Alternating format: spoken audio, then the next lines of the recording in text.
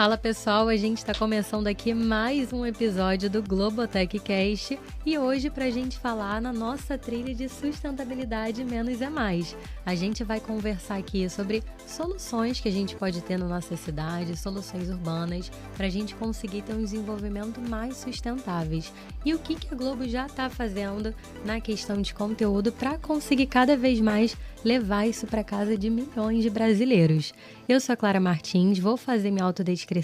Sou uma mulher de pele morena, olhos castanhos escuros, tenho um cabelo médio, castanho também, estou usando óculos e estou vestindo um top azul com um cachecol amarelo e uma calça azul. E a gente está aqui no estúdio do Globotech Cast, em que o azul é a cor predominante aqui presente. Quem está aqui comigo hoje é André Escobar, do time do Cidades e Soluções, e eu gostaria demais de agradecer a sua presença e o seu tempo por estar aqui junto com a gente. Seja muito bem-vindo, Andréia. Obrigada, Clara. Obrigada, Érica, Sônia. É um prazer estar aqui com vocês.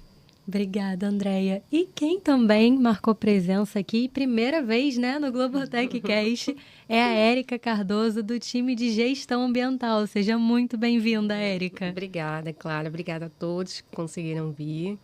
Uma boa tarde para todos. Vou fazer uma rápida autodescrição. Sou uma mulher baixa, de peles claras, cabelos loiros. Estou vestindo uma camisa branca e estou com como se fosse um coletinho, uma outra camisa por cima verde. Destoando um pouquinho aí do ambiente. Tá ótima, Érica. E Andréia, se puder também fazer pra gente sua autodescrição. Claro, eu sou uma mulher branca, tenho os olhos verdes, um cabelo médio, claro também. Estou vestida com um macacão preto e um casaquinho branco. Perfeito, muito obrigada pela presença de vocês. E quem está aqui do meu lado também é a Sônia Britt. Muito obrigada pela presença, Sônia. Obrigada pelo convite. Eu vou fazer minha descrição. Sou uma mulher branca, alta, 60 anos, cabelos curtinhos, olhos verdes. Estou vestindo um vestido branco com flores, bem verão. Bem aqui a cara do Rio, o calor que a gente está enfrentando aqui, Isso. Né? Muito obrigada pela presença, Sônia. É uma honra ter todas vocês aqui. E para a gente iniciar o nosso papo, eu queria que a Andréia contasse um pouquinho para a gente de onde surgiu o programa Cidades e Soluções, que é uma referência há tanto tempo na casa de brasileiros e aqui quando a gente fala do tema ambiental. Conta pra gente, Andréia. Então, o Cidades ele surgiu inicialmente como uma série de reportagens para o Jornal das 10. Na ocasião, o André Trigueiro, que é o apresentador, repórter do Cidade, apresentava o Jornal das 10. E fez essa série, e aí a Alice Maria, que então era diretora da Globo News, achou que aquilo poderia virar um programa. E, em 2006, efetivamente, no dia 15 de outubro de 2006, a Cidade se tornou um programa e uma referência em sustentabilidade, em meio ambiente. A gente pode dizer que na televisão brasileira é o programa sobre o assunto, né? Então, o Cidades nasceu assim, ao longo do tempo ele foi se transformando. Eu entrei no Cidades em 2017, aí a gente entendeu que o Cidades precisava ser repaginado, reformatado, porque no início dele, ele tinha um olhar muito voltado para a academia, para os projetos da academia, porque se a gente for olhar lá para trás, também assim, o interesse por esse assunto estava começando, despertando, né? Então, era muito projeto de universidade, iniciativas ligadas à universidade, e o André sempre fazendo as reportagens, né? E a gente, naquele momento, em 2017, repaginou o programa, reformatou no sentido do André ser mais participativo nas reportagens, né? Então, a gente, por exemplo, em termos de linguagem, a gente colocou o André sempre em plano sequência, interagindo com os convidados, e entendemos também, a partir de um estudo, que o público queria também era poder ter a oportunidade de se identificar com aquilo e fazer também, né? Então, as pautas comportamentais eram as pautas que tinham mais apelo da audiência, porque a pessoa em casa entendia, puxa, então eu também posso fazer a diferença, eu também posso ter esse tipo de atitude e colaborar de alguma forma para tornar esse planeta um lugar melhor de se viver, né? E, em paralelo a isso também, a gente passou a fazer matérias que mostravam iniciativas de universidade, porque elas são muito importantes e é geralmente onde começa, né? Mas também iniciativas em escala. Por quê? É claro que é importante você mostrar um projeto que está iniciando, uma iniciativa de uma pessoa, de fundo de quintal, entre aspas, né? Mas é importante também você entender o que a indústria e as grandes empresas estão fazendo para mudar aquela realidade. Então, a partir desse momento, a gente também conseguiu colocar dentro do programa esses exemplos, né? O trabalho das grandes empresas. E aí, desde, assim, o programa tem esse compromisso com a agenda ESG, muitas pautas ligadas à questão ambiental, por excelência, mas também as questões sociais, porque está tudo interligado, né? Então, a trajetória do Cidades é mais ou menos essa. Perfeito, André. E deu para ver, pelo que você está comentando aqui, que o Cidade realmente passou para um outro lugar, né? Um lugar mais de aproximação com o público e para a gente mostrar que aquilo ali é para você fazer no seu dia a dia, não é só para ficar na teoria, como talvez era apresentado antes, né? Colocando ele nesse lugar mais de trazer universidades, artigos. E aí eu queria te fazer uma pergunta. Como você comentou que há 7 anos vocês fizeram essa repaginação, o que você tem percebido, assim, da audiência mesmo? O que eles pedem de pauta para vocês continuarem abordando no Cidades e Soluções? Então, os Cidades a gente faz desde programas factuais. Então, se tem, por exemplo, uma tragédia, como foi em Brumadinho, como foi em Petrópolis, Litoral Norte, é óbvio, né? A gente vai fazer ali um tour de force, a equipe vai para o lugar com o André e a gente vai fazer uma reportagem especial com o problema em si, com as questões envolvidas no problema e, eventualmente, as possíveis soluções. Em paralelo a isso, a gente também tem pautas mais comportamentais. Então, agora a gente está em reprise e vai voltar para a grade, vai reestrear no dia 3 de fevereiro, aí passa a ser sábado, 1h30 da tarde, num outro horário.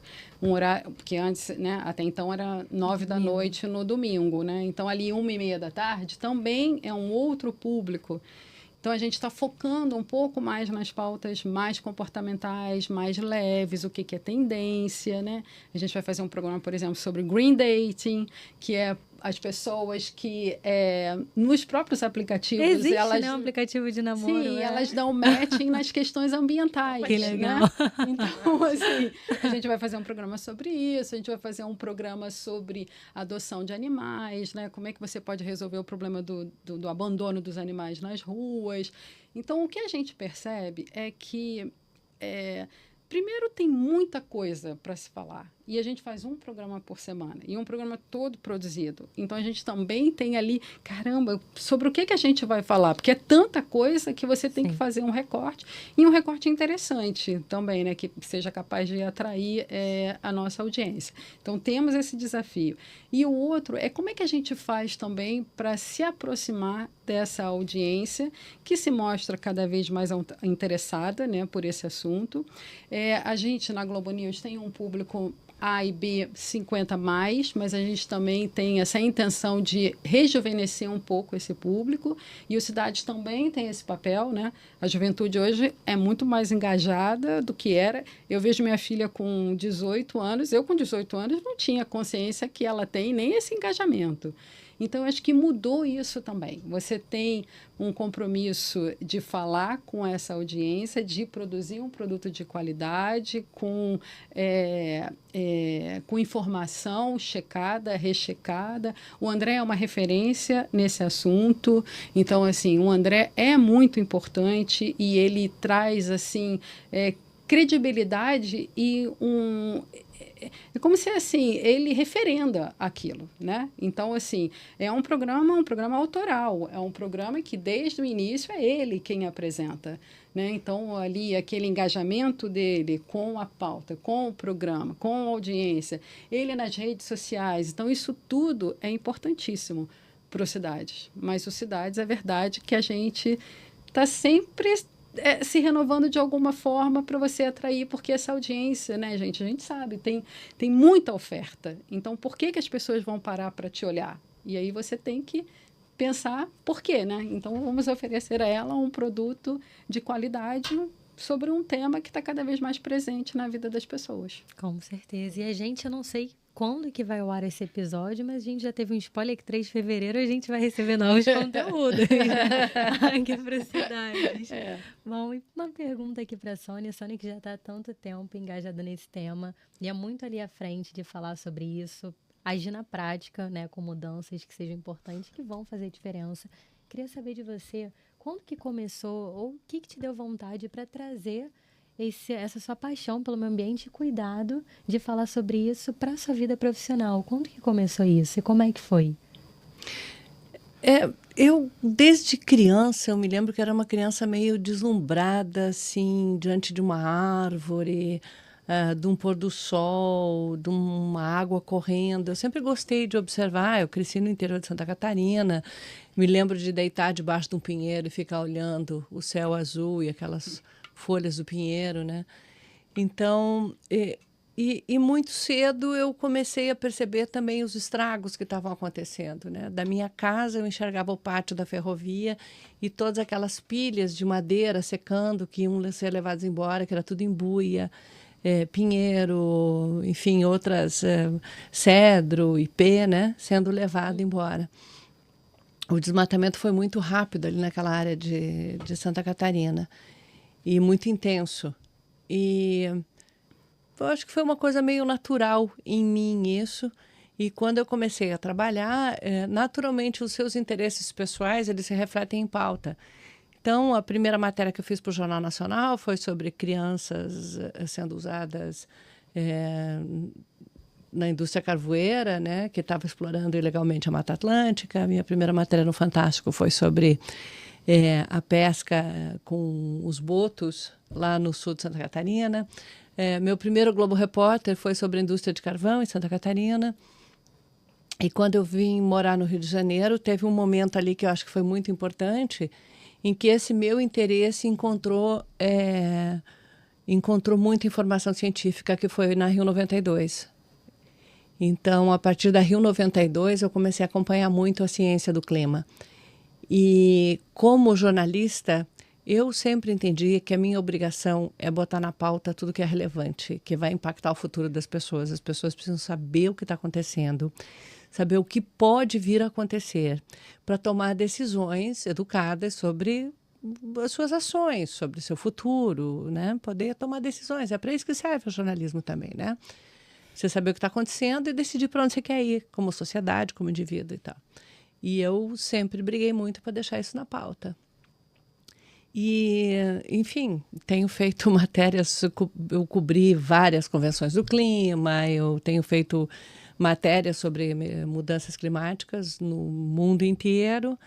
Em 2010, provavelmente, o Fantástico foi o primeiro programa de TV aberta no mundo a fazer uma série grande sobre mudanças climáticas, uma série muito forte que a gente fez, 14 países, todos os continentes. E eu tenho mantido esse rumo desde então, porque, infelizmente, por mais que a gente fale, por mais que a consciência cresça, em termos de ações a gente tem avançado pouco. Essa questão do clima, o Tasso Azevedo, que é do Mapbiomas, usou essa figura de linguagem que eu acho que é muito adequada. Ele usou isso na Convenção de Paris, quando a gente chegou a um acordo. Ele disse, bom, agora a gente tem um transatlântico pesado, super carregado, e ele está já apontado para a direção certa. Mas ele tem que ganhar velocidade. E a gente está tendo uma dificuldade tremenda em ganhar velocidade. Então, e por outro lado, muitas coisas andaram para trás, né? Como a questão ambiental no Brasil, que estava indo num bom rumo. Durante os 4 anos do governo Bolsonaro, teve retrocessos terríveis, com aumento de desmatamento, retirada de direitos indígenas, quilombolas, com tentativa de desmonte da legislação ambiental, do licenciamento ambiental. E isso meio que continua também ainda hoje dentro do Congresso. Então, o Congresso pode legislar e deve legislar, é para isso que ele existe, né? As pessoas foram eleitas para isso, mas as pessoas que vão sofrer as consequências da legislação precisam saber o que é que está em jogo, e aí esse é o nosso papel. Perfeito, Sônia. E aí, você falando aqui me trouxe uma ideia de entender um pouquinho mais, você que já viveu tantas experiências, tem tanto olhar sobre essa pauta ambiental e pauta ambiental no Brasil, no mundo. Queria saber de você se ao longo desse tempo você reparou alguma mudança na resposta das pessoas em relação a esse tipo de comunicação. Como que você está enxergando isso hoje? Eu acho que há uma consciência muito grande de que a gente está numa situação encrencada. Há uma consciência de que nós temos um problema, mas não há um consenso entre as pessoas, não conseguem entender uma relação de causa e efeito. E isso ainda é um desafio bastante grande. Mas eu acho que o grande desafio que a gente tem mesmo é comunicar como que as pessoas podem ajudar a resolver esses problemas. Porque existe um fenômeno mundial que é a ansiedade climática. As pessoas têm crise de ansiedade quando vem a notícia, porque elas não conseguem enxergar como que elas podem agir para melhorar a situação, como elas podem evitar que o pior aconteça. E elas podem. Então, a comunicação ela precisa vir acompanhada também dessas informações que evitem que a ansiedade climática ela simplesmente desligue as pessoas do assunto, as pessoas se afastam. Você vê hoje, por exemplo, assim, se uma faixa etária abaixo dos 35 anos, por aí, ninguém tem dúvida de que o planeta está mais quente e por que o planeta está mais quente. A consciência está muito bem definida, as pessoas sabem o que está acontecendo e elas estão muito preocupadas e querendo mudar. Infelizmente, a minha geração foi uma geração que falhou muito nos cuidados com o planeta e nas ações que deveriam ter sido tomadas. Mas, de alguma forma, acertou na educação dos filhos, né? Então, mas a gente não pode deixar essa tarefa para eles sozinhos. Nós temos que agir. E, no nosso caso do jornalismo, agir é tentar apontar essas ferramentas, né? Com o que a gente pode lidar para sair dessa encrenca em que a gente se meteu aqui no nosso planeta. Com certeza. E até em outro episódio que a gente estava falando, a gente citou um termo que é muito falado ultimamente, que é eco-ansiedade, né?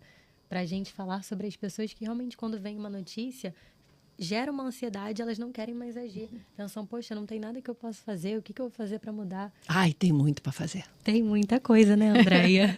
Não, Sônia estava falando sobre ansiedade climática e você falou sobre eco-ansiedade. Então, a gente fez um Cidade sobre eco-ansiedade e desde os pequenininhos na escola até os jovens, né, jovens adultos também. E o que a gente percebe, né, no mundo é assim, um movimento dos próprios jovens, lá com Fridays for Future, da Greta, mas olha, gente, preste atenção, a gente não quer pagar essa conta, porque essa conta não é nossa, essa conta vem das gerações anteriores, então agora a gente está aqui sofrendo as consequências, né, então tem uma demanda e uma chamada de responsabilidade também, vinda dos jovens e bem jovens, que também deixam a gente com essa responsabilidade e muito, muito maior, né, eu diria. É como a Sônia falou, a gente tem a obrigação de falar sobre isso. Somos formadores de opinião, porque somos jornalistas, né? Então, um programa como o Cidade de Soluções, o André tem esse papel, a Sônia tem esse papel no Fantástico, né? TV aberta, alcançando milhões. Então, eu acho que isso assim, é sinal dos tempos também, né? E que bom que essa juventude está aí dando um cutucão, digamos, na gente. Vocês não vão fazer nada, não. Pois é, porque essa é uma conta, assim, essa foi uma encrenca que nós criamos. Né? Nós e as gerações que vieram antes da gente. A gente não pode deixar conta para os filhos pagarem sozinhos. Qual é a família que vai lá, pega um empréstimo no banco e os velhos gastam esse dinheiro todo e deixam a garotada para pagar a conta? Eu acho que essa virada de chave... Essa é uma coisa que a gente precisa fazer. A gente precisa pagar essa conta, pelo menos o que der para pagar, a gente tem que pagar. Tem que começar já, quer dizer, estamos atrasados nisso, né? Mas uma das formas é talvez a gente já e pagando com informação de como é que as pessoas podem realmente se engajar. Porque é possível se engajar. É possível, e é possível fazer muito e fazer em altíssima escala. Você estava falando do programa, né? Mostrar as coisas feitas em escala, porque ações individuais elas são extremamente importantes, principalmente quando você soma ações individuais você multiplica isso por 8 bilhões de pessoas no planeta e tal, né? Agora, se você faz isso em escala, dentro das empresas, nos governos, nas prefeituras, governo estadual, nas comissões de bairro e tal, você ganha essa escala muito rápido. Sim. E é isso que nós precisamos, de escala em alta velocidade. Porque a gente já está chegando em 1,5 grau. Quer dizer, o ano passado passou de 1,5 grau, foi um ano fora da curva, mas assim, a gente tem visto que esse ano fora da curva agora, daqui a 5 anos é a norma. Então, o novo normal é não ter mais normal. A gente está sempre piorando e alcançando um novo patamar que faz parte do nosso dia a dia. É aquele dia atrás do prejuízo agora, né? Exato. A gente já está no... E todo mundo entender isso de forma coletiva, né? Pra gente realmente conseguir essa mudança. Exato. E aí, trazendo aqui pra nossa casa, a gente tem os Estúdios Globo, né? Nosso antigo Projac. E a gente sabe que ali a gente tem muitas soluções pra gente conseguir ter um ambiente mais sustentável e produzir os nossos conteúdos de maneira que seja respeitosa com o meio ambiente. E aí eu queria saber de você, Érica, quais são as soluções que a gente já tem colocado nos estúdios pra gente ter essa contemplação ambiental. Sim, é engraçado assim, escutando, né, a Sônia falando e a Andréia, a gente olha de uma forma muito macro, né, e vê qual é o impacto de cada um, inclusive das empresas nisso tudo. Como tem todas as esferas, as públicas, a privada, então a gente tem essa preocupação também nas nossas produções, nas nossas operações, né, inclusive a gente pegando o nosso maior endereço ali de Estúdios Globo, onde a gente tem uma geração ali, uma operação maior, né? Tem uma preocupação que já é histórica de olhar ali para o consumo de água, o reuso desse reuso de água, o consumo de energia, né? Como que a gente trata os resíduos nas operações. A gente vê uma evolução, inclusive, nos programas de coleta seletiva.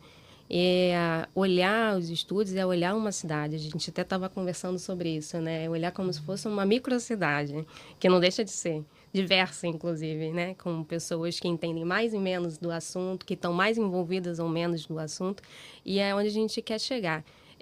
E eu acho que está no caminho, sabe, dessa agenda toda, a agenda ESG, do que a gente está buscando para 2030. A gente tem metas estabelecidas, né? Tenho números aqui que eu vou compartilhar com vocês também de consumo de água. Então, assim, eu vejo muito e cada vez mais a Globo muito preocupada em passar isso, tanto nos conteúdos quanto nas suas operações, né? Então, tem aí o projeto que depois vai ser provavelmente aqui um assunto específico do Produções Verdes, que veio muito forte. E tem cada vez preocupado mais em olhar todos esses critérios de sustentabilidade, né? A gente tem os painéis solares nos estúdios e aí também todo esse desenvolvimento de como fazer uma produção com baixo carbono, né? Então, a gente teve até uma série no É de Casa que começou no ano passado, mostrando ali alguns episódios sobre esses temas específicos. E um deles foi a utilização, a substituição dos no-breaks do combustível fóssil por baterias, né? Então, já mostrando ali também muito do que a gente tem feito para ir atrás aí ajudar a ir atrás desse prejuízo, né? E correr e ver as melhores soluções. Com a economia circular, a gente tem avançado bastante, temos metas de aterro zero. Então, a Globo está buscando aí ser aterro zero até 2030. A gente estava até comentando também, né, que aterro sanitário não é um local de destinação irregular, o aterro sanitário licenciado, mas tem muito impacto ambiental por trás dele, da operação, né? Emissão de gases, você tem toda aquela parte de soterramento dos resíduos, então ocupação do solo, pode ter contaminação ali também, né? E tem muito prejuízo. Então, a gente também está tentando aí desviar os nossos resíduos do aterro, e essa é a nossa meta. E chegamos aí em 2023 com menos de 20% dos nossos resíduos para aterro sanitário. pensando que em 2019 a gente já estava ali com os 75%. Então, já teve uma queda significativa, né? Muito alta, né? Muito alta. Então, eu acho que a gente está fazendo o nosso papel e temos que ter muito orgulho disso, né? Inclusive, aí vendo Cidades e Soluções no início, e eu como uma telespectadora, eu já fui... lembro, inclusive lá nos estudos, a gente faz o tratamento de efluente, né? Com reuso desse efluente ali tratado para o sistema de refrigeração, numa parte dele. E eu lembro de um episódio de Cidade de Soluções mostrando os tratamentos de água, e no final saía água clarinha lá do André Trigueiro. O André bebeu. Né? Eu acho que o André bebeu, é verdade. O André bebeu. E aí, assim... Foi na Sabesp, lá em São Paulo. Isso. E aí, a gente tem um sistema de tratamento eficiente, sabe? A gente mostrou isso, inclusive, no programa. E a Maria Beltrão, não lembro se bebeu, mas estava falando não sei também. Se ela bebeu.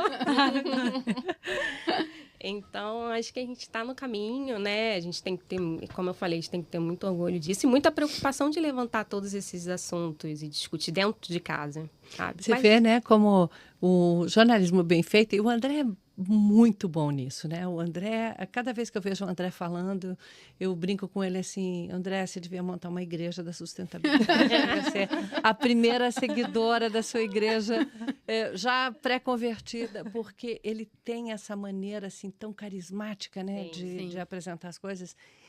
E eu acho que o jornalismo bem feito, ele também tem que fazer isso, né? Ele tem que inspirar a mudança. Ele tem que despertar na pessoa aquele desejo de fazer parte da mudança, né? Isso, esse seu exemplo é maravilhoso. Não, é maravilhoso. E o André, até tinha comentado, né, com você, eu tive aula com ele na pós-graduação, não sei se ele vai ouvir isso, mas eu vou deixar aqui. E ele inspirava muito ali, sabe? Ele levava muitos exemplos. Eu lembro que ele falava de geopolítica ambiental, né? Então, levava bastante exemplo e a gente toca, né? Quando passa isso por um jornalista engajado, como você, como ele, sempre toca.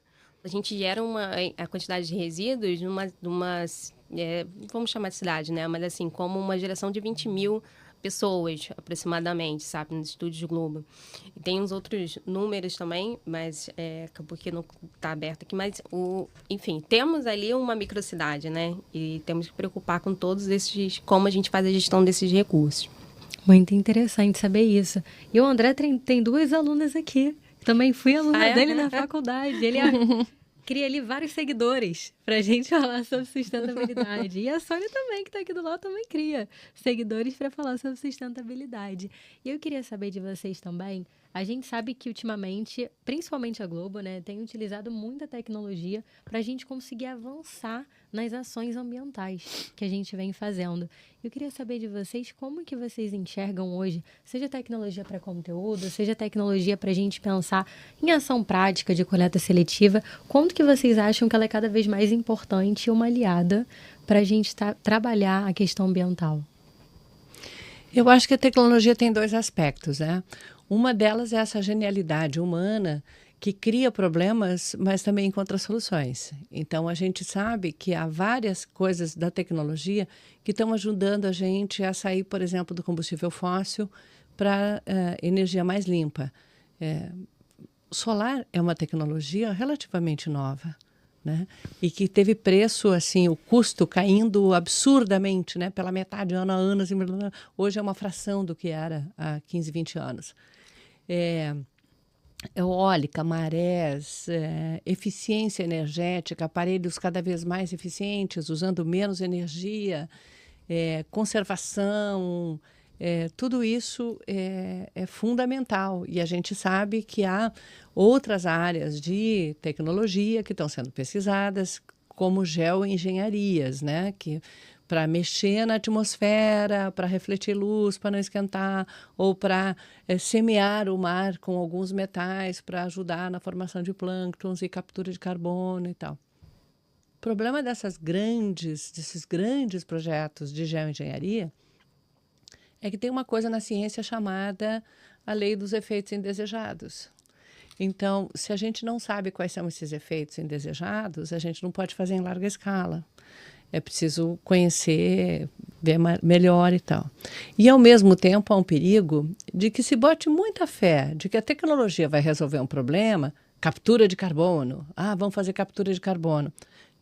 Dá para capturar carbono, a gente sabe. Mas até onde a gente consegue manter esse carbono estocado de maneira segura? Uma hora a conta vai chegar. Então, né? assim, as coisas que estão certas e que a gente sabe que tem que ser feitas, que é zerar as emissões,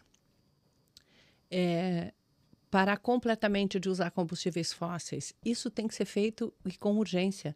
Zerar desmatamento, aumentar as áreas florestadas do planeta, porque tem uma tecnologia que é infalível, que funciona super bem, está comprovadíssimo, se chama árvore. Captura carbono, que é uma beleza. Captura, estoca no tronco, esse tronco pode ser usado depois para fazer casa, para fazer móveis, para fazer mil coisas, mas esse carbono fica ali. Então, captura para dentro da terra, né, com as raízes. Então, a gente precisa usar bem tudo que a gente já sabe e avançar no conhecimento das novas tecnologias. Agora, tecnologia é fundamental, não pode ficar fora da equação para achar soluções. Perfeito. E como você enxerga isso também, Andréia? Além do que a Sônia falou, eu acho que se a gente olha, por exemplo, para as soluções baseadas na natureza, né, é a tecnologia olhando para a natureza, são as empresas olhando para a natureza e encontrando na natureza soluções que elas vão tornar viáveis através do uso da tecnologia. Então, isso acho que é uma coisa muito bacana também, né? Você pensar que você... Está tudo ali, na verdade, né? A gente que desequilibrou ali aquele ecossistema de alguma maneira, mas se você voltar os olhos novamente para a árvore, olhar a árvore, não, mas essa árvore, qual é a função dessa árvore aqui na natureza? Né? Você vai entender que aquela árvore ali é fundamental. Então, se você continuar desmatando, né, o fim não vai ser tão bom assim, né?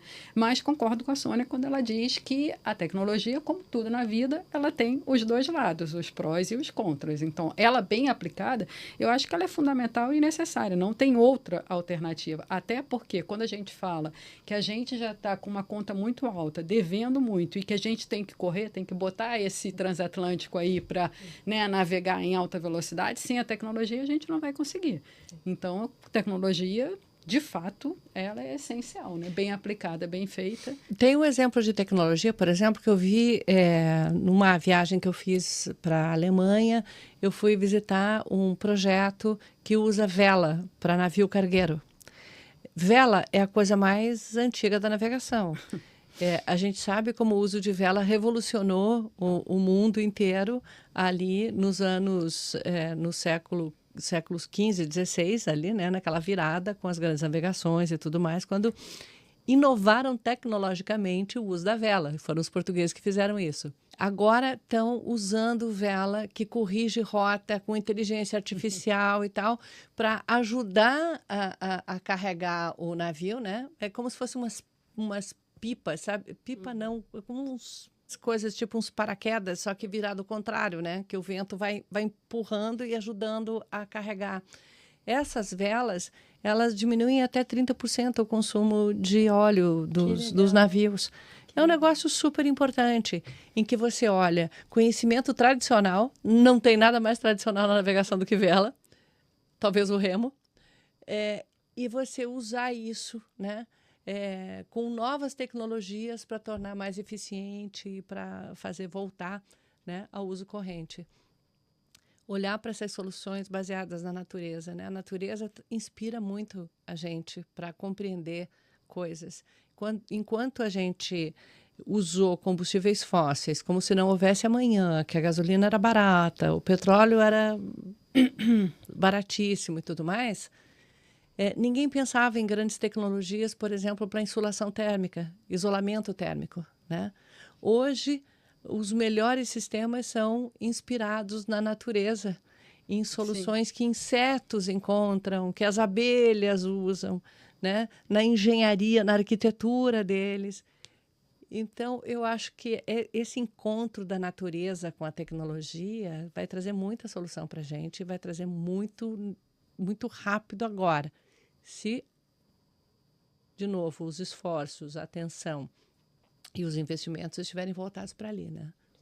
Só para completar aqui com um exemplo, eu estava lendo sobre Paris agora, que serão os primeiros jogos sustentáveis da história, né? Eles estão usando em Paris a água do rio Sena para resfriar os órgãos públicos, as instituições, museus, ministérios, porque com isso diminui-se, né, o consumo de combustível fóssil para gerar energia para gelar, né, aqueles ambientes. Então, assim, se a gente começar a olhar de fato para isso, já estamos com meio caminho andado, digamos assim, né? Que demais. Eu acho que esses pontos que vocês trouxeram mostram muito, na verdade, conversa contra um ideal que muita gente acredita que sustentabilidade é algo difícil, é caro, a gente tem que pensar muito sobre como Ou que você fazer. tem que voltar a morar na caverna, né? Exatamente. E não, pelo contrário, você pode ter uma vida confortável, boa, mas fazendo as coisas racionalmente. Exatamente. E você sempre vê que uma solução sustentável, ela traz de arrasto vários outros benefícios. Quando a gente fala hoje em meio ambiente, né, em ambiental, a gente também fala no social. Então, quando você tem um melhor sistema de tratamento de lixo, muitas vezes com sistemas em escala de compostagem nas casas, e você não tem o transporte até o aterro, e aí você economiza emissões, você economiza dinheiro da prefeitura, que pode botar em outras coisas de ações sociais e serviços para as comunidades. Ou então você pode produzir energia com aquele lixo, produzir gás ou energia, e aí poder atender de uma maneira mais barata as populações que estão desatendidas.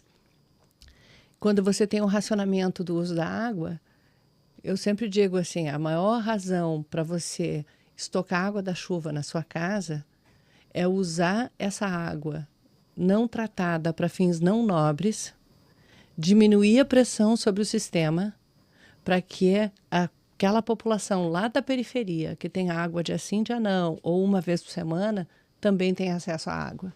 Então, é uma questão social. É uma questão ambiental, mas é uma questão social. E se a gente vê isso, uma solução ambiental é sempre uma solução social também, de qualidade de vida que se estende para toda a população. Porque uma população que não tem acesso à água, que não tem acesso à energia, que não tem acesso aos seus direitos, é uma população vulnerável, frágil, que pode ser aliciada pelo crime, e isso afeta toda a comunidade, né? Uma segurança e bem-estar social são coisas que, quando tem para um, tem para todo mundo. Se não tem para um, não tem para ninguém. Perfeito. E são as pessoas que, na maioria das vezes, ainda são acometidas pelo racismo ambiental também, que a gente tem escutado muito, né? Nos últimos dias, nas últimas semanas. E já era tempo da gente falar sobre isso. Já é um termo antigo e agora ele está entrando realmente nas conversas. Eu queria ouvir de vocês, da Sônia, da Andréia e da Érica, das vivências que vocês tiveram, Sônia como jornalista, como repórter, Andréia trabalhando há longo tempo no Cidade Soluções e Érica cuidando aqui da empresa para torná-la mais sustentável. Qual foi o momento, se vocês conseguirem citar, né, um momento que possa ter sido muito impactante, um divisor de águas para vocês enxergarem a sustentabilidade de outra maneira? Olha, divisor de águas para mim, eu acho que a gente vai desde... Eu acho que minha trajetória ainda está pequenininha aqui no processo, né? Mas já tem um tempo aí também que eu estou em contato com esse tema, com a área ambiental. O divisor de águas, para mim, na verdade, é ver, acho que acompanhar e ver essa mudança todos os dias, sabe? Eu costumo praticar onde eu posso, né? Levar para o meu dia a dia, e é isso que a gente tem que passar para as pessoas. O que pode ser mudado? A gente está falando da composteira, né? Então, por exemplo, eu na minha casa tenho minha composteira, a gente faz ali a coleta seletiva, né? Eu acho que o divisor de água, eu acho que está desde que a gente acorda, olha e vê que as coisas não estão boas, sente essa temperatura que está, né? Esse verão, esse calorão que está anormal, está ponto fora da curva, e como que a gente pode fazer para ter ações mais sustentáveis aí, pensando a longo prazo, né? Marcantes, assim, eu já tive diversas, também do meu lado profissional,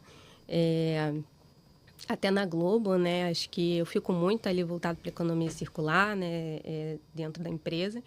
E toda vez que a gente vê uma nova parceria surgindo, sabe? Olhando ali do que a gente pode fazer de substituição de materiais, ou um parceiro que faz um trabalho super legal. A gente estava falando aqui, né, do impacto social. A gente tem uma parceria com a Origem, que é uma das instituições das bolsas, né, dos brindes aí.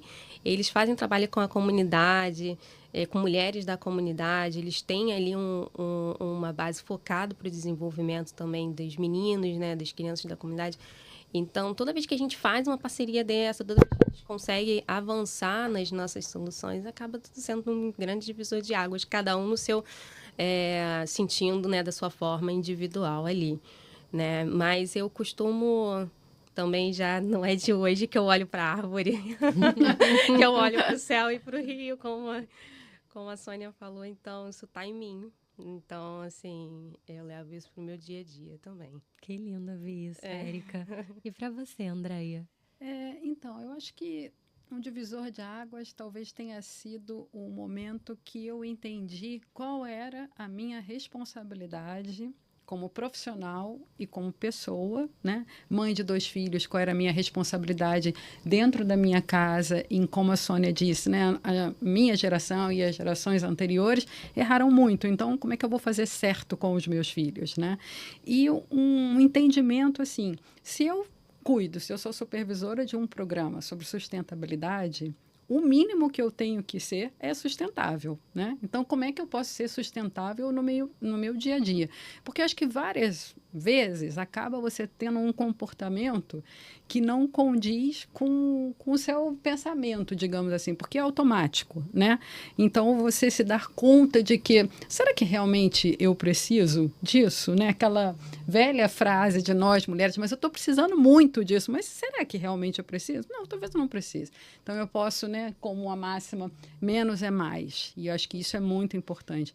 Dentro da minha casa, eu vejo o comportamento dos meus filhos e eu fico, assim, orgulhosa de ver que eu estou ali passando conhecimento e que eles estão entendendo que os recursos são esgotáveis e que você precisa cuidar da água. Também faço compostagem em casa com aqueles baldinhos. Aí, quando chega lá o relatório do mês, uhul, que orgulho, né? E aí você se dá conta também de, caramba, como que a gente desperdiça as coisas? Como é que você gera tantos resíduos, né? E como que esses resíduos também podem ser transformados em adubo? Então, isso eu acho muito importante. E um orgulho de trabalhar para tornar as pessoas mais conscientes, né, com o nosso papel ali no jornalismo, nos bastidores do Cidade Soluções, né, entendendo essa importância, né, o orgulho de você fazer o que você faz numa empresa séria como a nossa, que tem credibilidade. Então, isso, para mim, assim, é bastante importante. Sensacional. E eu ia seguir com a mesma pergunta para a Sônia, mas enquanto a Andréia falava, pensei aqui em outro caminho que a gente pode seguir também. Sônia, como a gente já sabe, e muita gente também já viu, você tem uma casa sustentável. E que tem aí muito... Podia ser mais. Hoje eu acho que já, assim, eu já teria feito, inclusive, diferente.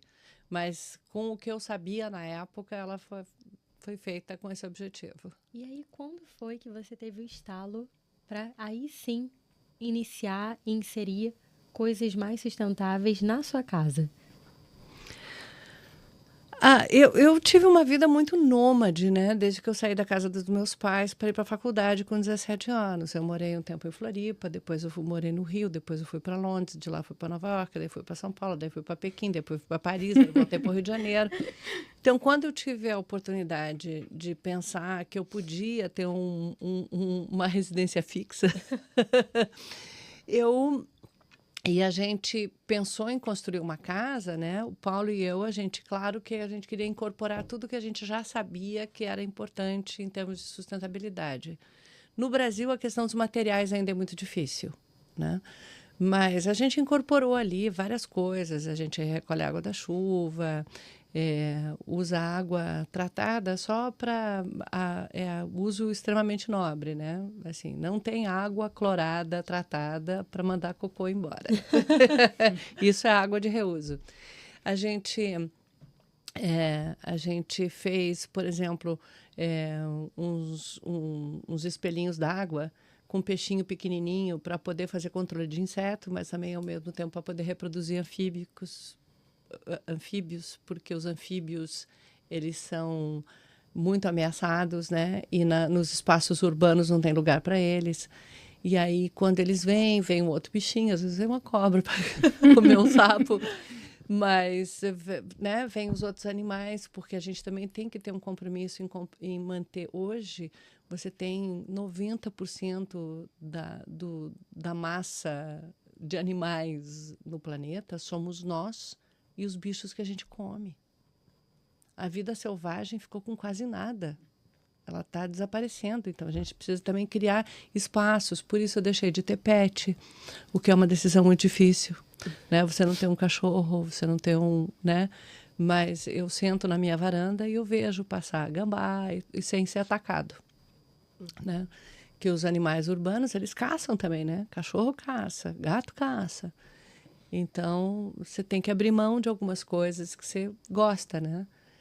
Mas eu acho que, enfim, tudo aquilo fui, né, acumulando conhecimento, mas em 2007, o relatório do clima do IPCC, né, que é o painel de cientistas da ONU, ele foi tão contundente,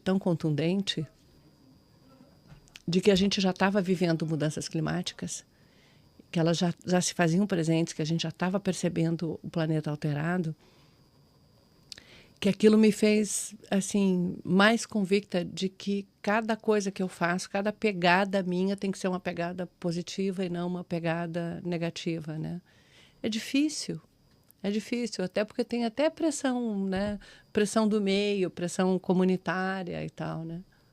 Mas eu tento, até na hora de escolher a cor do carro, por exemplo, eu preferiria só andar de transporte público, mas eu moro numa área que é ruim de transporte público. Mas eu uso bastante transporte público. Sempre que eu posso, eu uso, né? Mas meu carro ele tem que ser branco, porque reflete mais luz, esquenta menos, gasta menos energia, efeito albedo. Então, você tem que pensar em pequenos detalhes da sua vida. Uhum. E isso, quanto mais conhecimento você tem, mais você faz, né? Mas eu acho que teve um momento ali em que eu fiz assim... Eu sempre me perguntava, quando eu via filmes da Segunda Guerra e essas coisas, eu dizia assim... Nossa, eu imagino as famílias passando, depois de passado aquilo tudo, o filho adulto chega para o pai mais velho e diz assim: pai, quando estavam levando os judeus, nossos vizinhos, para o campo de concentração, o que você estava fazendo? Como é que você se posicionou? O que você fez? Isso foi uma coisa que sempre me intrigava, porque assim, o mundo não era feito só de soldados nazistas, tinha famílias, tinham, né? E eu acho que essa pergunta cabe para a gente também. E eu queria poder responder para os meus filhos e responder para os meus netos. Eu estava lá brigando contra isso. Eu me posicionei, eu tomei atitudes. E eu acho que isso é uma coisa, é uma motivação muito forte para a gente agir, né? Poder olhar nos olhos dos nossos filhos, dos nossos netos, sem vergonha de ter se omitido ou de ter lutado contra o futuro deles.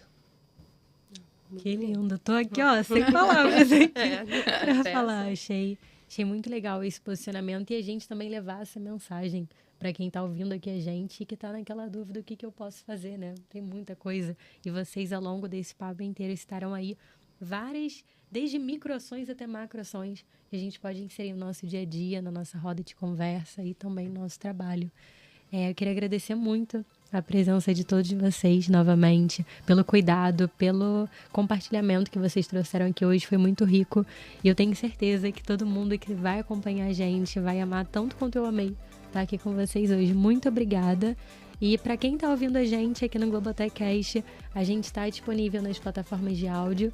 Estamos também no perfil do Vem Pra Globo no YouTube, em formato de videocast. E também estamos no Globoplay, para vocês acompanharem. E ao longo aí dos próximos meses, próximos anos, a gente vai falar muito sobre sustentabilidade aqui no Globotechcast. Muito obrigada, meninas. Obrigada pelo convite. Muito bom.